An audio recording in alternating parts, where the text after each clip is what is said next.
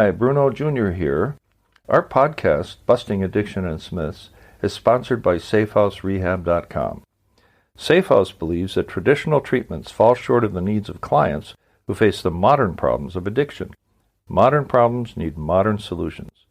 Multiple addictions, multiple relapses, multiple triggers, and cheaper and more powerful street drugs set up unprecedented challenges facing treatment centers. What is needed is a more sophisticated approach, a better way forward. There are 3 reasons to choose our progressive modern treatment program. 1, a more sophisticated intake process. 2, technology proven to enhance recovery. And 3, the most robust aftercare program in our sector. To learn more, visit us at SafeHouseRehab.com.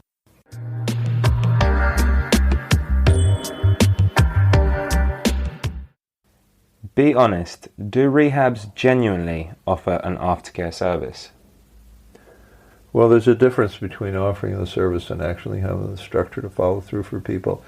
My experience is that virtually every treatment program says that they offer an aftercare program or a service.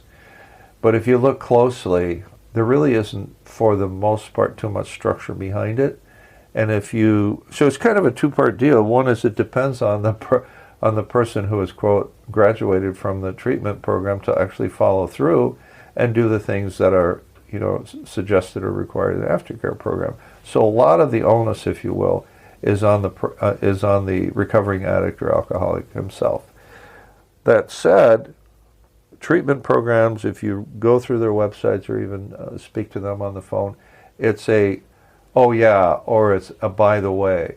There are few that make a full structured commitment to offering the aftercare services, which in our case we've built probably the most robust aftercare program in the category that I know of, which means, okay, we're going to sit down with you and your family. We're going to explain that you need to own your own recovery, and the family support is critical. Secondly, we're going to give you a list of tools, which include the literature, what you need to do with respect to finding meetings.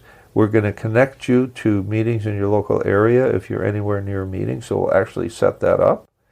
We will make sure that there's a daily, or rather a weekly Zoom or a Skype meeting where we check in with each other. We got to remember this is a team effort. And we make sure that we're accessible 24/7. So if there are questions, first of all, we're going to ask you, do you have a sponsor?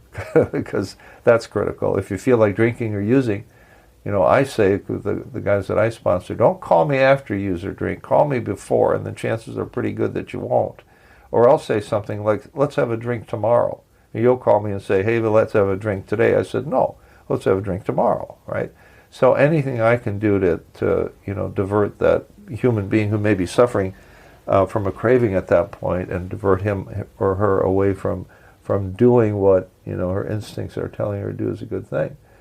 So it's a team effort, and I think to the extent that an aftercare program works, it's really successful to the degree that the person who's leaving treatment has internalized those rules, has really taken them to heart, which goes back to something else that we said. The treatment is just a U-turn toward, back to, if you will, normal living. And aftercare is really probably the most important part, because aftercare requires 100% commitment from the person who just left treatment.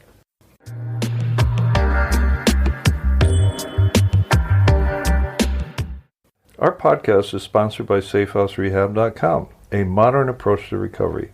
To learn more, visit us at SafeHouseRehab.com.